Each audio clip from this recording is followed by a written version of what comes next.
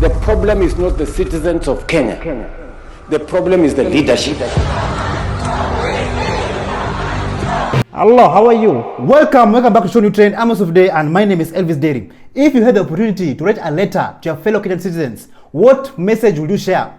Would it be words of unity, hope, change, or a call to action? Let your voice be heard. Listen to this. This is a letter particularly to us, wananchi wa Kenya, sisi, mimi, kila mtu ambaye anatazama hivi na ni Mkenya. This is a letter to us, the citizens of the Republic of Kenya.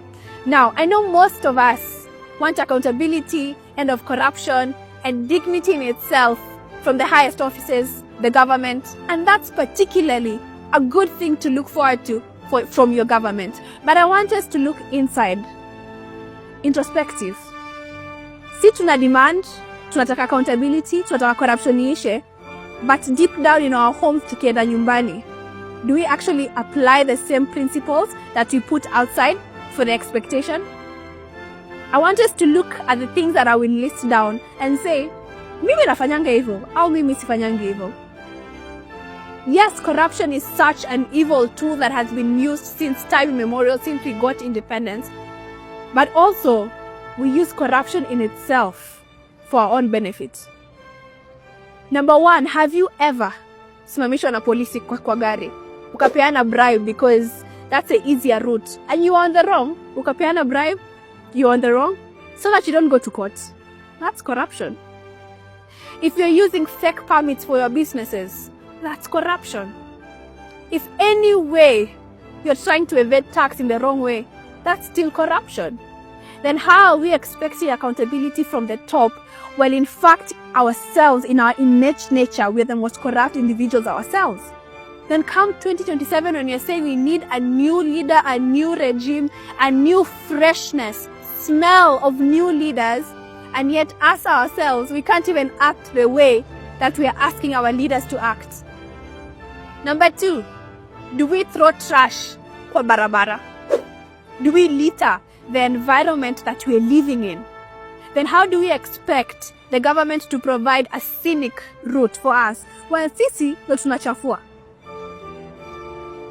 Ya tatu, do you or do we speak ill of other tribes tukikuwa nyumbani kwetu? Not in the major public, no.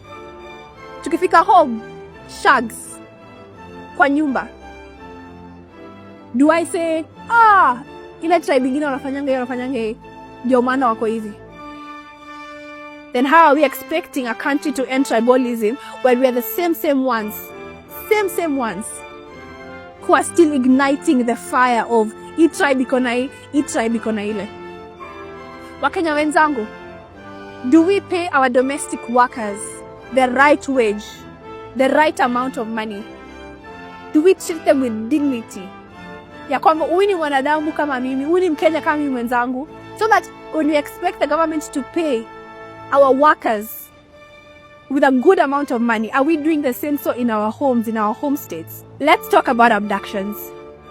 In our own homes, we are using the same nature of violence to rule in our homes through gender-based violence, domestic violence in itself. Either a husband beating their wife to death or vice versa, of a wife to the husband. Imekuwa kitu normal. We are saying it's not just an issue anymore. Imekuwa tu, ule amechawa bibi yake, this one has killed the husband, this one has killed the wife.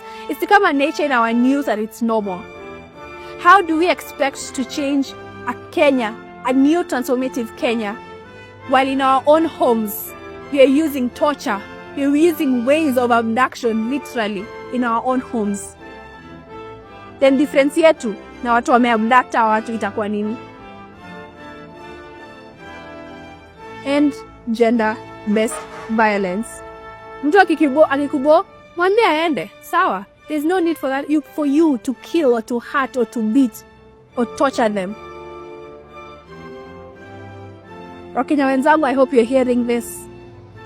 It's not to bash you, but for us to look deeply in our hearts, to reflect that when we need a new transformative Kenya, when we need a new Kenya, as we say, it starts with what? The simple, minute things that we do in our daily activities to change Kenya.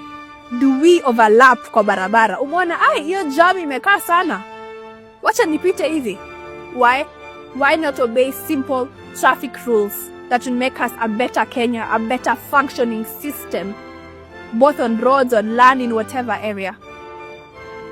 And I know corruption in itself has become a norm. It's like a way of survival more than moral decay. It's a way of, hiyo ni kawaida yetu, that's in our culture, that's in my blood, kama mwana Kenya. But I also want to just pose a question of, we can change that. And I think the Gen Z movement changed a lot in this country. And I also believe tunaweza anza hiyo sai. Tukisema tunataka a good leader in 2027, it starts with us. Because how are we going to vote in the ballot? Not with a mindset of tribalism, of who we ametoka wapi, if we don't start now. Who are we to seek and ask for accountability? Mwenye tunajazana kwa matatu, unajaa hivi, hakuna space, lakini bado unakaa chini because you need to go somewhere. Mbona tusiseme, hey, hiyo mati imejaa, I'll wait for the next one. Mine is not to bash us, but to encourage us to say that we all need to make a better Kenya, all of us, and it starts with us. Those who are in high positions of government who have been corrupt to the core, labda wamezoea hiyo, sawa. Wamezoea hiyo, ni sawa. But for us, we can do better.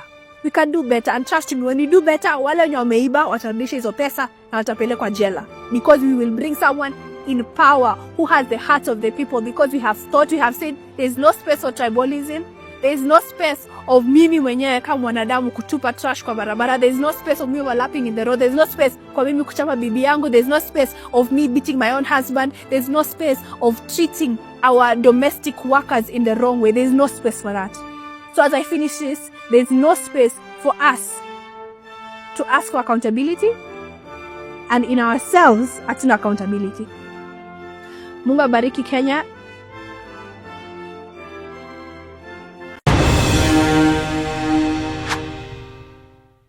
Thank you so much for joining us on today's show. I'm your host, Elvis Derry. See you in the next one. Bye-bye.